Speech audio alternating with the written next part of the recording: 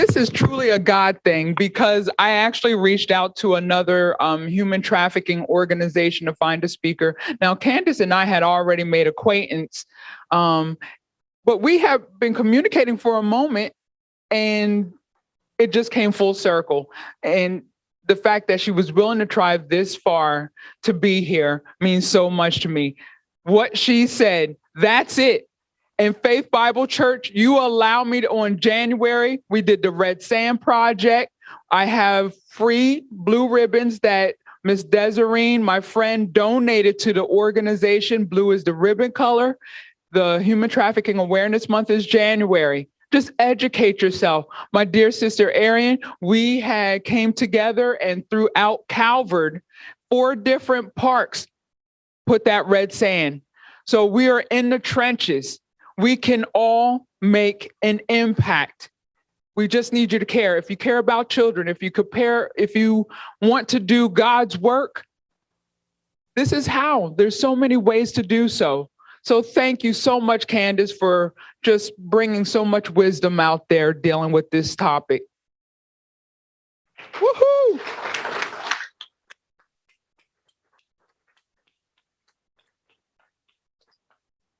So I have, again,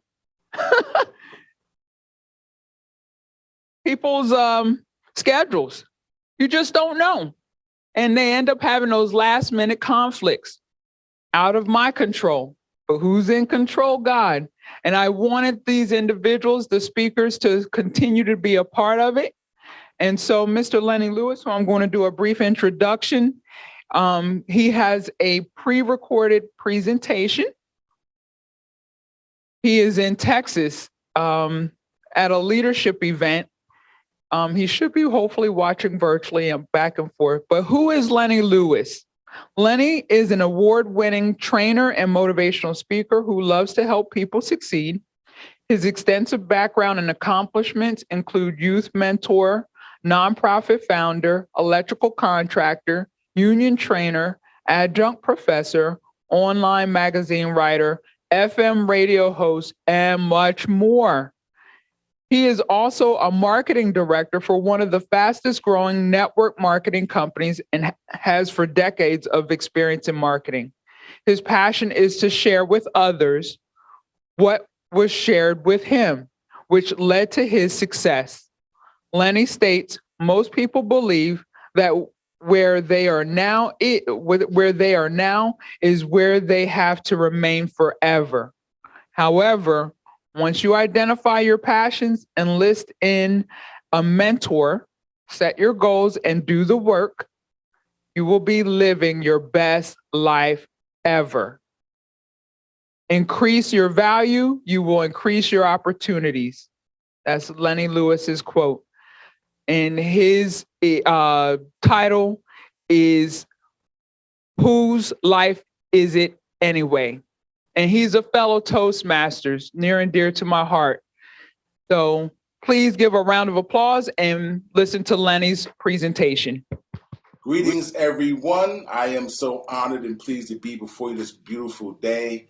I want to first thank Amy Garlick for making it possible for me to be there while I'm here, and also Miss Jennifer Foxworthy. I want to thank you for our friendship. I want to thank you for the Unstoppable You Ministries. And I also want to thank you for the opportunity to speak before everyone here today. I am excited. Who here is excited? Hope everyone's excited. Well, I tell you, when I think about talking to people and pouring into people, I get excited. I'll tell you why. I believe that life is a team sport. See, we get this from someone and this from someone, and all those things put together is what forms us, right? It forms us and gives us ideas, gives us different things to think about and just really consider as we go through our journey of life. So today, I'm going to focus on how to stay motivated during those difficult times. Now, we all know what's been going on, right, for the past 12 months, 14 months or so. So how do you stay motivated? I'm going to talk to you today about just the things that's going to happen, what you can expect to happen, but how you can deal with what happened. See, the thing about it is, it's not about what happens to you, what happens around you. It's about how you deal with what happens to you, how you deal with what happens around you. I just finished, last week, I just finished a youth leadership program. We had the closing ceremony, very, very powerful. And the Youth leadership membership, what that is, it's a training for young adults to learn how to do public speaking and also leadership. Now, I think back to day one. Day one, we had about 12 students, and I looked right into their eyes. It was all virtual, right? I looked right into their eyes, and I saw different types of things when I looked into their eyes. They say that eyes are the windows to your souls, and it is. I saw some young folks on there looking scared. I saw some young folks on there looking bored. I saw some young folks on there looking like, okay, what's this about? And then, believe it or not, I saw some young folks with some hope in their eyes. So right now, today, I can't see everyone right now, but I'm sure if I look through the audience right now and look right into your eyes, I'm going to see the same thing. I'm going to see, that look of hope. I'm going to see that look of fear. I want to see that look of some folks who really have it going on, right? So today, I want to make sure those who have that look of fear, I want to make sure that you feel secure. Those who have that look of hope, I want to make sure that you feel confident. And those who are right there where they need to be, I'm going to show you how to maintain that. Because that's what's very important. When we go through life, and I call it a journey, there's going to be things that are going to happen, things you're going to experience, things that's not going to feel too good, but that's the process. One thing I've learned through my journey, I've been through some things that I'm like, wait a minute, how can I go past this? I lost my mom at 17 years old. To me, one of the hardest things to ever go through. I didn't know what do I do now? But I had to carry on. I had to build the strength up to get it done. Let me tell you how I did that. The first thing came to my mind, what would my mother want me to do? Would she want me to just do nothing, be nothing? Nope. She would want me to say, go right ahead, do what you're going to do. I'll be there with you. So that's my first point tonight. The first thing you want to always think about are your goals. You want to start anything with the end in mind. Why are you doing it? Who are you doing it with? What is the purpose of why you're doing what you're doing? That's keeping the end in mind, whatever it is you want to have a goal for. So how do we do that? I know it's tough. See, what makes it tough is, one, the folks around us, the company that we keep. Who's your company? Who's your circle? Are they building you up, or are they always tearing you down? See, I believe that folks who want the best for you, they will also make sure they do the best for you. So as you look around in your circle, and this is a tough one. Sometimes our circle are places we shouldn't be. So evaluate your circle, look around. Again, are they building you up, or are they doing the opposite? See, because your goals are, whose goals again? They're yours. Whose life is it anyway? Think about that for a moment. As you go through school, you got elementary, middle school, you got high school, right? You're going to see new friends, meet new people. But at the end of the day, your goals are your goals. So we have to make sure that whatever you do in life is always going to be something productive toward your goals. And guess what? It doesn't matter how old you are. It doesn't matter how old you are. We cannot let our age be our cage. See, you could be 16, 21, 70, 80. If you can speak to me and you can hear me and see people, it's not too late. If you're breathing, it's not too late. Go for your goals. So that's number one. Make sure you keep the end in mind. Number two, very, very, very important. You need to write down your goals. Write down your goals. I know it's probably write down my goals. Absolutely. See, we have them in our heads. They're there, but they must be written. Anyone here ever heard of a checklist? Right? You ever go on vacation, you got that checklist, okay, check, I got that, check. Why do we do that? To make sure there's nothing forgotten. To make sure it's right there in our faces. The same thing with your life goals. You want to write those goals down. You have short-term goals, mid-term goals, and long-term goals. I want to talk to the young people right now, just really quick. School. What are your goals in school? I'm sure they're A's, right? So how do you achieve an A, especially during difficult times, especially when you're having a challenge in school? Write those goals down.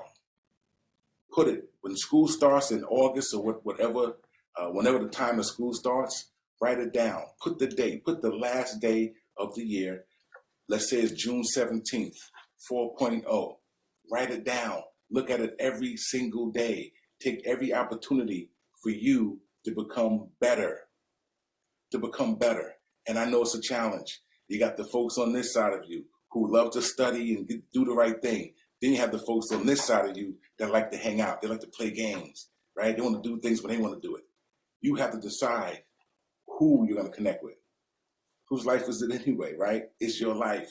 You have to make that decision. Let's just say you make a wrong decision. Let's just say you make an error. It's a learning experience. See, what I've learned is there's only two things that happen when you make a decision. You either win or you learn, right? There's no failures in life. You hear the word failure. The only person that fails is the person who does not get back up and go right back in there and do it again. So you have to be bold. You have to have that courage in you to move forward. But I believe most people have the wrong definition of courage. Courage doesn't mean doing something in the absence of fear. Courage is when you do it anyway in the presence of fear. That's courage. Knowing that you have this group of people who love to hang out, they just want to party, they're not worried about school. It's tough pulling away from them and doing what you need to do. That's kind of tough, right? I understand that. But think about it. Your goals are your goals. Whose life is it anyway? Think about it. I want you today, right now, this is for everyone in the room.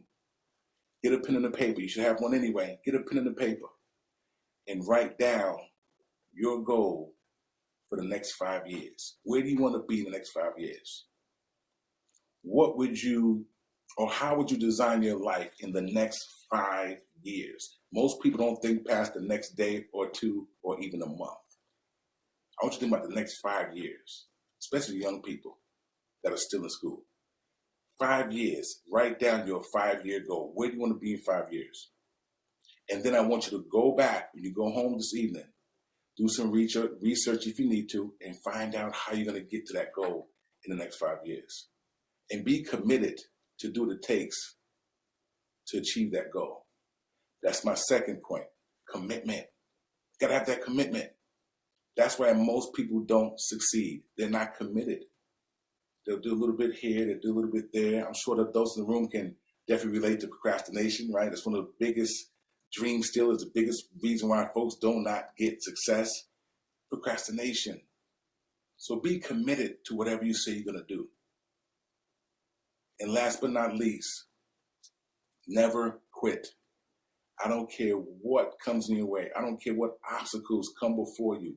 Never quit. See, a great testimony is by someone who's been tested. You're going to have those tests. You're going to have those times where, you're going to fall to the ground. You have to get up. You have to get up. I want you all to make a commitment. And let's say your favorite, business person or celebrity, whoever it is, and just research their background. Just research their background. You can actually read their story. And you will find that most successful people, they have a story. See, all the glory is out there in front of the TV screen, but the story is what you want. There's a story behind that glory. And you're going to have yours too. So every time you make another leap toward your goals, that's a chapter. And you do another leap, that's a chapter. And then when it's all said and done, guess what? You're going to be able to pour into other people like I'm pouring into you and help them as well. So remember, life is a team sport. It's a team sport. I'm pouring into you what was poured into me. And what I want you guys to do right now, whatever was poured into you that you've learned lessons from, pay it forward and pour it into someone else so that they too can learn from what you've been through. But the bottom line is, it's your life. The bottom line is the choices that you make, you have to deal with the consequences. But the best part about it is, you can always hit that reset button. There's always a point where you can say, you know what, I'm going to do the right thing. I'm going to commit. I'm going to keep the end in mind. I want to keep the end in mind. So that's how you stay motivated during difficult times. Just knowing that what you're doing, there's a reason behind it, right? You want to make sure that everything you do is productive towards something or someone.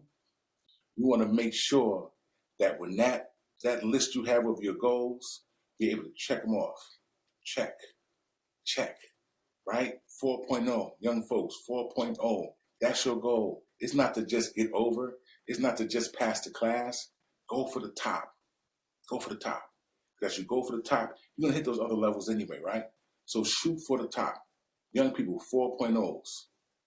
My adult folks in the room, let us learn more to teach more. Pour into those folks who need it the most. Those folks are looking. They're looking for help. They're looking for someone to just say, hey, you're doing a great job. I'm proud of you.